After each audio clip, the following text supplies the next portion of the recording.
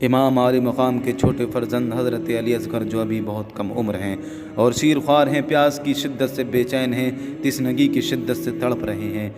بھوکی پیاسی ماں کے سینے میں دودھ خشک ہو چکا ہے، خیمے میں پانی کا ایک قطرہ بھی موجود نہیں ہے۔ چھوٹا بچہ سوکھی زبان باہر نکالتا ہے، بے چینی میں ہاتھ پاؤں مارتا ہے اور پیچ و تاب کھا کر رہ جاتا ہے۔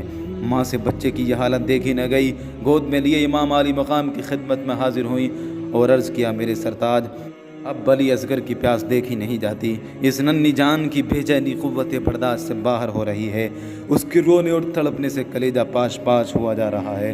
آپ اس کو گود میں لے کر جائیے اور ظالموں کو دکھائیے، شاید ان سنگ دلوں کو اس بچے کی پیاس پر ترس آ جائے اور پانی کے چند گھونٹ اس کو پلا دیں۔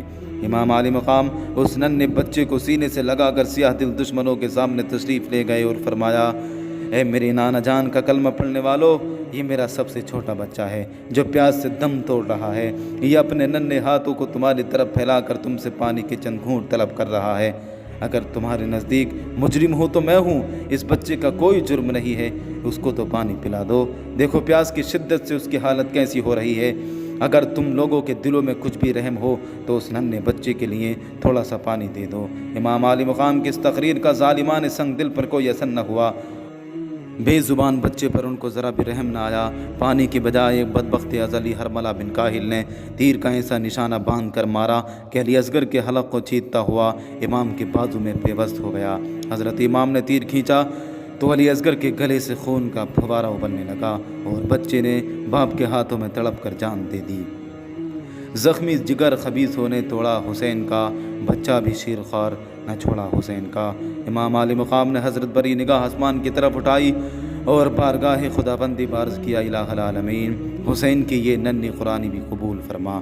پھر ننھے شہید کی لاش کو اپنے کلیجے سے لگا کر آہستہ آہستہ خیمے کی طرف روانہ ہوئے اور جب ماں کی گود میں حضرت علی اصغر کی لاش کو دیا تو ماں نے ہائے میرا لال کہہ کر لاش کو کلیجے سے لگایا اور روتے ہوئے کہا، او میرے سینے سے لگ جاؤ، کیونکہ اب تم کو اپنے سینے سے لگانے کا کبھی مجھے موقع نصیب نہ ہوگا۔ ہائے افسوس، پھول تو 2 دن بہار جاں فضا دکھلا گئے، حسرت ان گلچوں پہ ہے جو بن کھلے مرجھا گئے۔ اب جگر پارہ رسول، شہزادہ بطول، علی کے نور عین، مومنوں کے دلوں کے چین، جنتی نوجوانوں کے سردار، مجاہدوں کے قافلوں کے سالار، ابن حیدر کرار، شہنشاہ کربلا، بے کرے صبر و رضا، حضرت امام حسین کی شہادت کا وقت آیا۔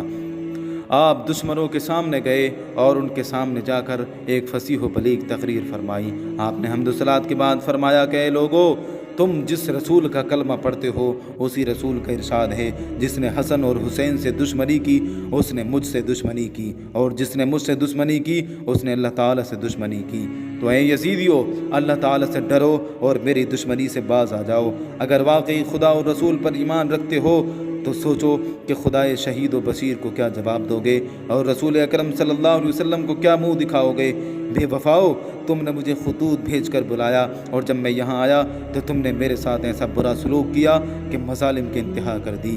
ظالموں، تم نے میرے بیٹے، بھائیوں، بھتیجوں کو خاک و خون میں تڑپا کر چمن زہرا کے ایک ایک پھول کو کاٹ ڈالا، میرے تمام ساتھیوں کو شہید کر دیا اور اب میرے خون کے پیاسے ہو۔ اپنے رسول کا گھر ویران کرنے والوں، اگر تم قیامت پر ایمان رکھتے ہو تو اپنے انجام پر غور کرو اور اپنی عاقبت پر نظر ڈالو، پھر یہ بھی سوچو کہ میں کون ہوں، کس کا نوازا ہوں، میرے والد کون ہیں، میری والدہ محترمہ کس کی لخت جگر ہیں۔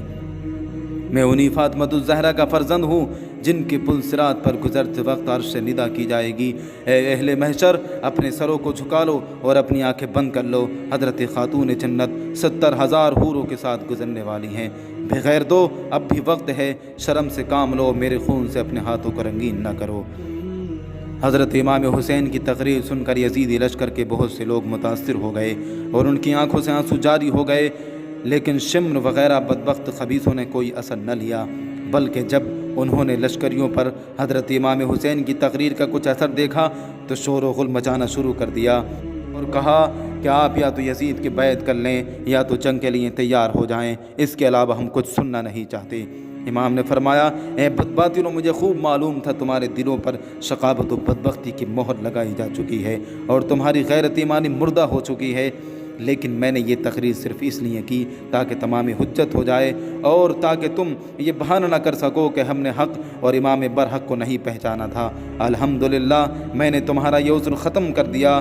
اب رہا یزید کی بیعت کا سوال تو یہ مجھ سے ہرگز نہیں ہو سکتا۔ میں باطل کے آگے کبھی ہرگز سر نہیں جھکا سکتا۔ مرد حق باطل سے ہرگز خوب کھا سکتا نہیں، سر کٹا سکتا ہے لیکن سر جھکا سکتا نہیں۔ امام عالی مقام نے جب دیکھا کہ یہ بدبخت میرے قتل کا بوال اپنی گردن پر ضرور لیں گے اور میرے خون بہانے سے کسی طرح باز نہیں آئیں گے، تو آپ نے فرمایا اب تم لوگ جو ارادہ رکھتے ہو اسے پورا کرو اور جسے میرے مقابلے کے لیے بھیجنا چاہتے ہو بھیجو۔ بڑے بڑے مشہور بہادر جو شیر خدا کے شیر سے مقابلہ کرنے کے لیے محفوظ رکھے گئے تھے، ان میں سے ابن سعد نے سب سے پہلے ملک شام کا ایک نامی گرامی پہلوان بھیجا۔ وہ غرور کے ساتھ ہاتھی کی طرح جھومتا ہوا، اپنی بہادری کی ڈینگیں مارتا ہوا حضرت کے سامنے آیا اور پہنچتے ہی آپ پر حملہ کرنا چاہا۔ ابھی اس کا ہاتھ اٹھا ہی تھا کہ شیر خدا کے شیر نے ذوالفقار حیدری سے ایسا وار کیا کہ اس کا سر جسم سے اڑا دیا اور اس کے گھمنڈ کو خاک و خون میں ملا دیا۔ پھر یزید البد ہی بڑے کر و فر کے ساتھ آگے بڑھا اور چاہا کہ امام کے مقابل بہادری کے جوہر دکھا کر یزیدیوں کی جماعت میں اپنی شاباشی حاصل کرے اور انعام و اکرام کا مستحق بنے۔ آپ کے سامنے پہنچ کر ایک نعرہ مارا اور کہا شام و عراق کے بہادران کوششوں میں میرا چرچا ہے، میں روم و مصر میں شہرۂ آفاق ہوں، بڑے بڑے بہادروں کو آنکھ جھپکتے ہی موت کے گھاٹ اتار دیتا ہوں۔ ساری دنیا کے لوگ میری شجاعت و بہادری کا لوہا مانتے ہیں اور میرے سامنے بھیڑ بکری کی طرح بھاگتے نظر آتے ہیں، کسی کو میرے مقابلے کی طاقت نہیں ہے۔ آج تم میری قوت اور میرے داؤ پیچ کو دیکھو گے۔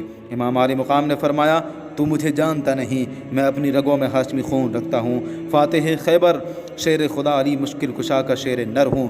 تم جیسے نامردوں کی میری نگاہ میں کوئی حقیقت نہیں، میری نگاہ میں مکھی اور مچھر سے زیادہ تیری حیثیت نہیں۔ شامی جوان یہ سن کر آگ بگولا ہو گیا اور فوراً گھوڑا کدا کر آپ پر تلوار کا وار کر دیا۔ امام نے اس کے وار کو بیکار کر دیا اور پھر جھپٹ کر اس کی کمر پر ایسا وار کیا کہ وہ کھیرے کی طرح کٹ کر دو ٹکڑے ہو کر زمین پر گر پڑا۔ گرا فولاد کا ٹکڑا زمین پر سر نگو ہو کر، تکبر بہہ گیا زخموں کے رستے موج خوں ہو کر۔ اسی طرح شام و عراق کے ایک سے ایک بہادر حضرت امام کے مقابلے میں آتے رہے، مگر جو بھی سامنے آیا امام نے اسے موت کے گھاٹ اتار دیا، کوئی ان میں سے زندہ بچ کر واپس نہیں گیا۔ غرض یہ کہ امام عالی مقام نے دشمنوں کی لاشوں کا انبار لگا دیا، بہادران عراق و شام کی خونوں سے کربلا کے پیاسے راگستان کو سیراب کر دیا۔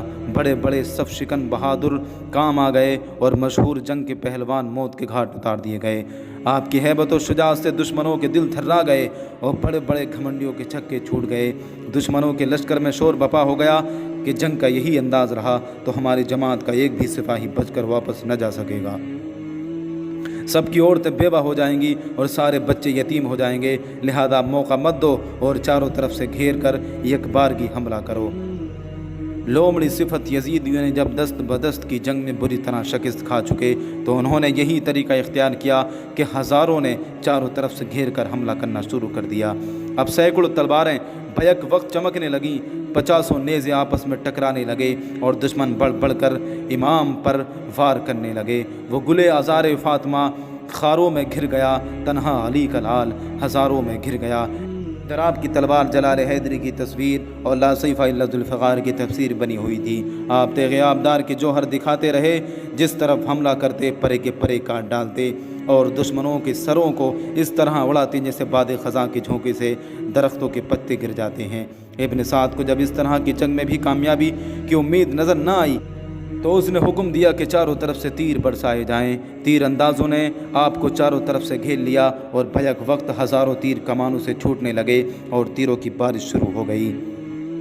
گھوڑا اس قدر زخمی ہو گیا کہ اس میں کام کرنے کی طاقت نہ رہی، مجبوراً حضرت امام کو ایک جگہ ٹھہرنا پڑا۔ ہر طرف سے تیر آ رہے ہیں اور امام مظلوم کا جسم اقدس تیروں کا نشانہ بنا ہوا ہے، تن نازین زخموں سے چور اور لہو لہان ہو رہا ہے۔ بے وفا کوفیوں نے جگر پارہ رسول فرزند بطول کو مہمان بلا کر ان کے ساتھ میں یہ سلوک کیا، یہاں تک کہ زہر میں بجھا ہوا تیر آپ کی اس مقدس پیشانی پر لگا جسے نبی کریم صلی اللہ علیہ وسلم نے ہزاروں بار چوما تھا۔ تیر لگتے ہی چہرے انور پر خون کا ایک دھارا نکل پڑا۔ آپ گش کھا کر گھوڑے کی زین سے فرش پر تشریف لے آئے۔ اب ظالموں نے نیزوں سے حملہ کرنا شروع کر دیا۔ شیطان صفت سنان نے ایک ایسا نیزہ مارا جو تن اقدس کے پار ہو گیا۔ نیزہ اور تیر اور شمشیر کے 72 زخم کھانے کے بعد آپ سجدے میں گرے اور اللہ تعالیٰ کا شکر ادا کرتے ہوئے باصل بحق ہو گئے۔ 56 سال 5 ماہ 5 دن کے عمر مبارک میں جمعے کے دن محرم کی 10ویں تاریخ 61 ہجری کو آپ نے اس دار فانی سے رحلت فرمائی۔ انا للہ و انا الیہ راجعون۔